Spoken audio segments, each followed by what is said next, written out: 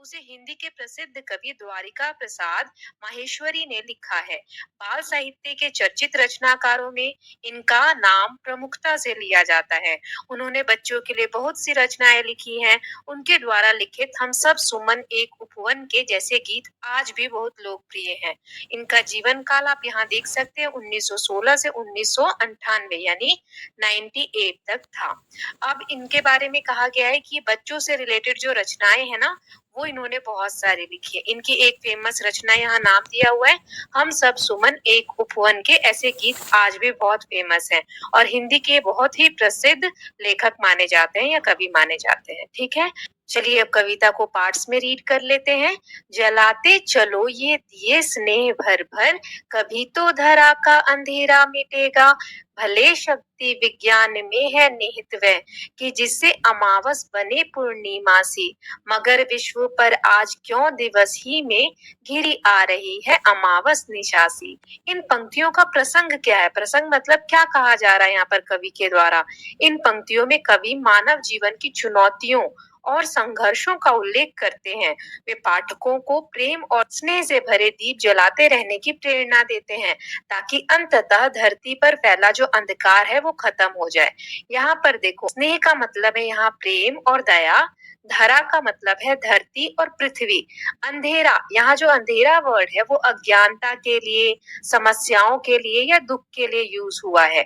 शक्ति का मतलब होता है ताकत या क्षमता, विज्ञान जो आप लोग साइंस पढ़ते हैं। देन निहित, निहित मतलब होता है किसी चीज के अंदर समाहित होना, उसका प्रेजेंस होना, स्थित। फिर अमावस का मतलब होता है वह रात जिस दिन पूरा अंधकार होता है, मतलब चंद्रमा दिखता ही नहीं है। देन पूर्णिमा मतलब जिस दिन पूरा चांद हमें दिखता है।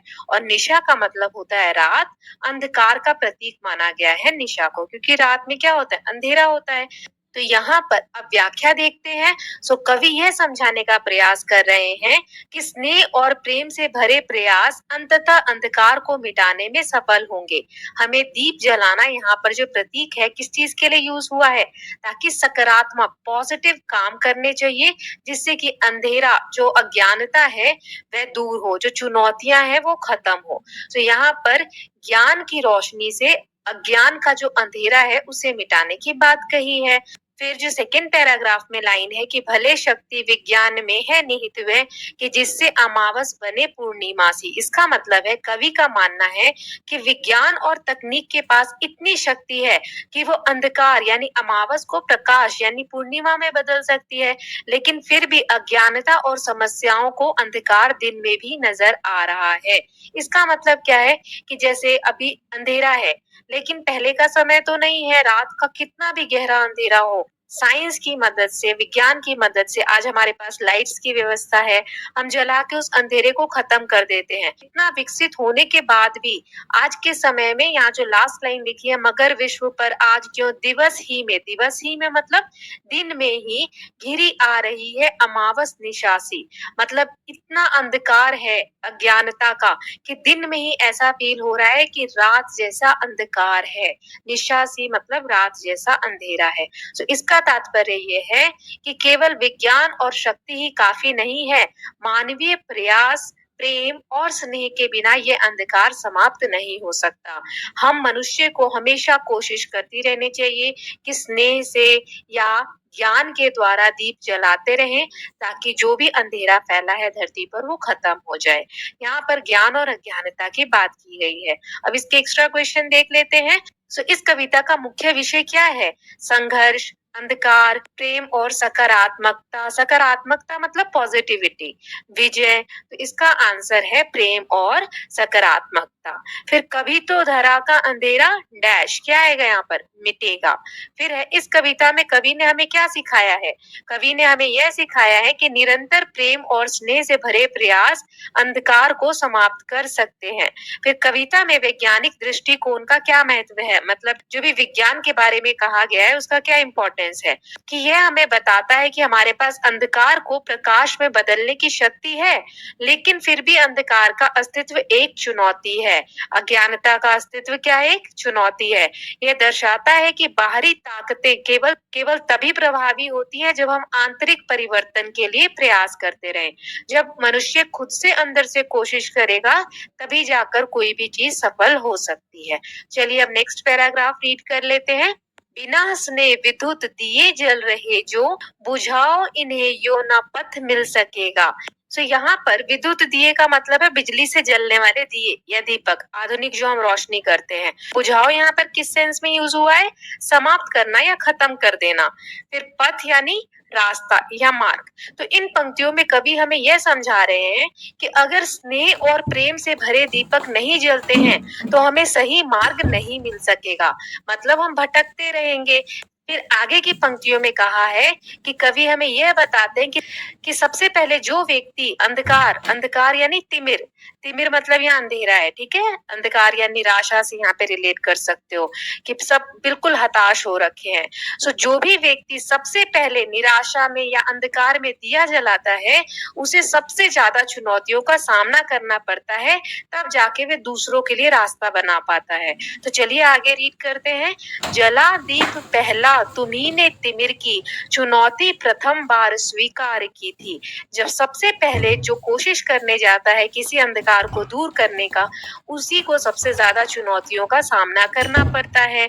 चुनौती यानी कठिनाई या संघर्ष। अब देखो, तिमिर की सरित पार करने तुम्ही ने, सरित मतलब नदी, यहाँ जीवन की कठिनाइयों का प्रतीक है। नदी को यहाँ पर कठिनाइयां बताया जा रहा है जो जीवन में आती हैं। बना दीप की नाव तैयार की, दीप की नाव यानी संघर्ष को पार करने का माध्यम, ऐसे रास्ते बनाए, ऐसे प्रयास किए जिससे कि सरित यानी कठिनाई की जो नदियां हैं उसको हम पार कर सके। तो वही यहाँ कहा गया है, तिमिर की सरित पार करने तुम्ही ने, बना दीप की नाव तैयार की। अब इसकी व्याख्या देख लेते हैं। तो कवि यहाँ यह संदेश देते हैं कि बिना स्नेह और प्रेम के कार्य यानी दीपक जलाने का कोई महत्व नहीं है। जब तक हमारे कार्यों में स्नेह नहीं होगा, मानवता नहीं होगी, तब तक सही मार्ग मिलना मुश्किल है। पहली दो लाइनों का ये मतलब है। फिर है, कवि ने इस बात को गहराई से समझाया है कि जब कोई व्यक्ति सबसे पहले अंधकार में दीप जलाता है, अंधकार यानी तिमिर, तो वह चुनौतियों को स्वीकार करके आगे बढ़ता है।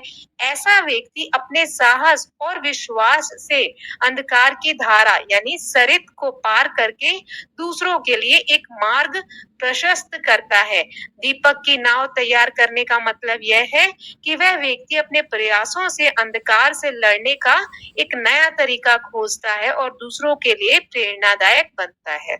चलिए अब इसके एक्स्ट्रा क्वेश्चन देख लेते हैं। तिमिर की चुनौती से कवि का यहाँ पर क्या तात्पर्य है? जीवन की खुशियां, अंधकार और कठिनाई, प्रकाश या शक्ति? यहाँ पर तात्पर्य है अंधकार और कठिनाई, ख इसका आंसर है। फिर तिमिर की डैश पार करने तुमने बना दीप की नाव तैयार की थी, किस चीज की? सरित, है ना, तिमिर की सरित पार करके तुम्ही ने बना दीप की नाव तैयार की थी। नाउ नेक्स्ट इज, इस कविता में दीप का क्या प्रतीक है? दीप प्रेम और सकारात्मकता का प्रतीक है जो जीवन के अंधकार को दूर करने में सहायक होता है। देन कवि ने दीप जलाने के महत्व को कैसे दर्शाया है? कवि ने दीप जलाने के महत्व को इस तरह से दर्शाया है कि दीप न केवल रोशनी प्रदान करता है, बल्कि यह उन प्रयासों का प्रतीक है जो कठिनाइयों का सामना करते हुए, जो भी कठिनाई हमारे सामने आ रही है, उसको पार करने के लिए हम प्रयास करते हैं और पार करते हैं।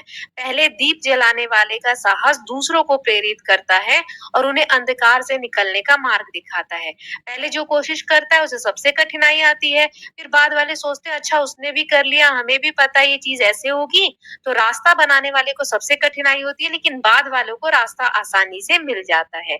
चलिए अब नेक्स्ट पैराग्राफ देख लेते हैं। बहाते चलो नाव तुम वह निरंतर, कभी तो तिमिर का किनारा मिलेगा। इन पंक्तियों में कवि पाठकों को निरंतरता और धैर्य की प्रेरणा देते हैं। निरंतरता मतलब कंटिन्यूटी, कि आपको लगातार धैर्य रखना है, घबराना नहीं है और हमेशा कोशिश करते रहनी है। वे यह बताते हैं कि जीवन की कठिनाइयों और अंधकार के बीच यदि हम प्रयास करते रहेंगे तो एक न एक दिन हमें अवश्य किनारा मिलेगा। किनारा मिलना मतलब हम उस पार चले जाएंगे या प्रॉब्लम को सॉल्व करके आगे बढ़ जाएंगे। कवि यह भी स्वीकार करते हैं, भले ही समय ने अंधकार में दीप जलाए हों, फिर भी उन्हें बुझाने वाले तत्वों का सामना करना पड़ता है। इसका मतलब ये है कि समय हो सकता है ऐसे हो कि अच्छे हो, लेकिन कोई ना कोई मुसीबत हमेशा आती रहेगी, तो उनसे हमें पार निकलना है, उनसे हमें हमेशा संघर्ष करते रहना चाहिए। तो वही यहाँ पर कहा गया है। बहाते मतलब प्रवाहित करना या निरंतर चलते रहना। निरंतर यानी हमेशा। नाव यानी यहाँ पर जीवन की यात्रा का प्रतीक है। नाव मतलब कि जो तुम जीवन जी रहे हो, आगे जो कार्य करते जा रहे हो। तिमिर यानी अंधेरा और किनारा मतलब सुरक्षित स्थान या सफलता का प्रतीक, कि कोई प्रॉब्लम थी पार कर ली तो आपको किनारा मिल गया, आप सफल हो गए, है ना।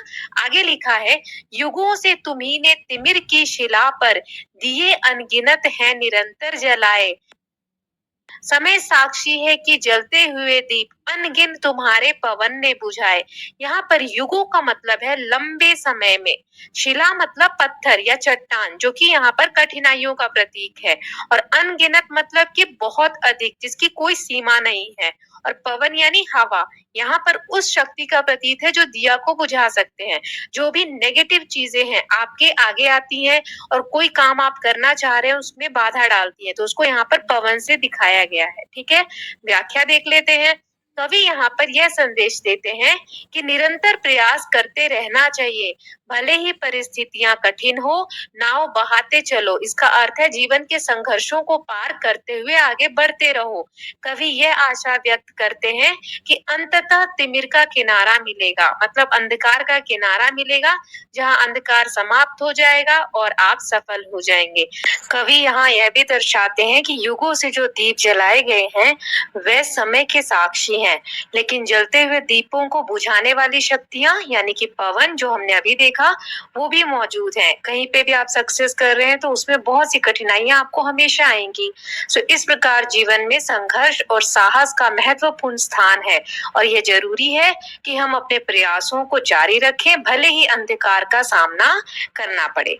अब इसके एक्स्ट्रा क्वेश्चन देख लेते हैं। तिमिर का किनारा का क्या अर्थ है? सुरक्षा का स्थान, खुशी, संघर्ष या ज्ञान? सुरक्षा का स्थान।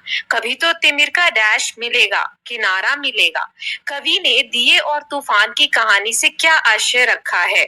कवि ने इससे यह आशय रखा है कि जीवन में संघर्ष और साहस की कहानियां सदियों से चली आ रही हैं और आगे भी चलती रहेंगी। फिर है निरंतरता और धैर्य का क्या महत्व है इस कविता में?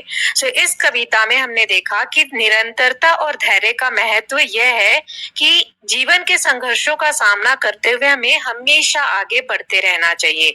यदि हम प्रयास करते रहें तो अंततः अंधकार से प्रकाश की ओर पहुंच सकते हैं। यह विचार हमें उम्मीद और साहस प्रदान करता है कि एक दिन सफलता अवश्य मिलेगी। चलिए अब इसका आखिरी पैराग्राफ है वो देख लेते हैं। मगर बुझ स्वयं ज्योति जो दे गए वे, उसी से तिमिर का उजाला मिलेगा। तो अभी हमने देखा था कि बहुत से लोग पहला प्रयास करते हैं, चुनौतियों का सामना करते हैं, सो वो ऐसा करके एक रास्ता दिखा जाते हैं जिससे हम उजाले की तरफ बढ़ते हैं। तो इसका प्रसंग क्या है? इन पंक्तियों में कवि यह बताते हैं कि भले ही दीप बुझ जाए, जो ज्योति उन्होंने दी है उसी से अंधकार को उजाला मिल सकेगा। कवि इस बात पर जोर देते हैं कि दिए और तूफान की यह कहानी सदियों से चली आ रही है और आगे भी चलती रहेगी। यदि धरती पर एक भी दीप जलता रहे तो निशा यानी रात को एक दिन भी अवश्य सवेरा प्रकाश जरूर मिलेगा।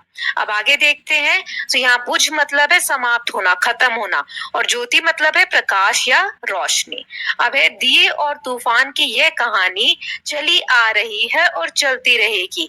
तूफान यानी भयंकर बवंडर या जो कठिनाइयां हैं उससे यहाँ पे रिलेट कर सकते हैं। जली जो प्रथम बार लौ दीप की स्वर्ण सी जल रही और जलती रहेगी। लौ यानी रोशनी या जो आग की लहर होती है उसे कह रहे हैं। स्वर्ण सी यानी सोने की तरह या अत्यधिक मूल्यवान। और रहेगा धरा पर दिया एक भी यदि, धरा यानी धरती, तो अगर धरती पे एक भी दिया रहेगा तो हमें सवेरा अवश्य ही मिलेगा। तो यहाँ व्याख्या है, कवि यह संदेश देते हैं कि जो दीप जलाए गए हैं वे भयंकर अंधकार को मिटाने का कार्य करते हैं। दीपक की ज्योति भले ही बुझ जाए तब भी वे अंधकार को उजाला देने की क्षमता रखते हैं। और ये कहानी निरंतर चलती रहेगी जिससे संघर्ष और साहस का महत्व प्रकट होता है। यदि धरती पर एक भी दीप जलता रहता है तो रात यानी निशा के अंधकार में सवेरा यानी प्रकाश अवश्य आएगा। कवि ने यह विचार प्रस्तुत किए हैं कि सच्चे प्रयासों और संघर्षों के परिणाम स्वरूप हमें अंततः सफलता और प्रकाश प्राप्त